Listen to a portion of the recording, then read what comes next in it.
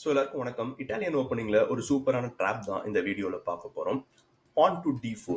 பேசிக்காக இந்த bishop and porn attack பண்ணுறோம். பான் கேப்சர்ஸ் அண்ட் இந்த பானை ஃப்ரண்ட்ல புஷ் பண்ணுறோம்.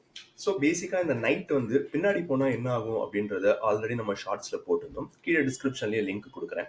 வாட் ஹேப்பன்ஸ் நைட் வந்து இங்கே மூவ் ஆச்சு அப்படின்னா, ஸோ பேசிக்காக the pawn is attacked twice. So இங்கே சிம்பிளாக வந்து நம்ம பிஷப்பை வச்சு கேப்சர் பண்ணலாம். சின்ஸ் கிங் வந்து எக்ஸ்போஸ் ஆகுது அப்படின்றதுனால ஆப்வியஸாக அவங்க கேப்சர் பண்ண ட்ரை பண்ணுவாங்க. இப்போ நம்ம நைட்டை எடுத்துகிட்டு போய் இங்கே ஒரு செக் கொடுக்குறோம். குயினால் நைட்டை கேப்சர் பண்ண முடியாது பிகாஸ் பிஷப்போட சப்போர்ட் வந்து இங்கே இருக்குது.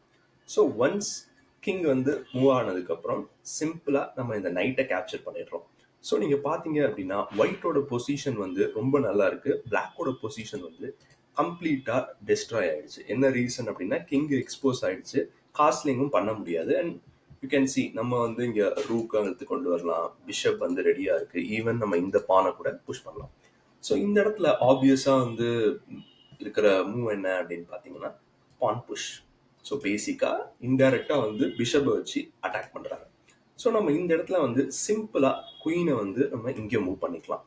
சின்ஸ் இந்த நைட் வந்து ரொம்ப க்ளோஸாக இருக்குது அப்படின்றதுனால இந்த பானை புஷ் பண்ணாங்க அப்படின்னா சிம்பிளாக ஒரு செக் பார்த்தீங்க அப்படின்னா குயின் வந்து கம்ப்ளீட்டாக கிங்கை வந்து கவர் பண்ணிடுச்சு.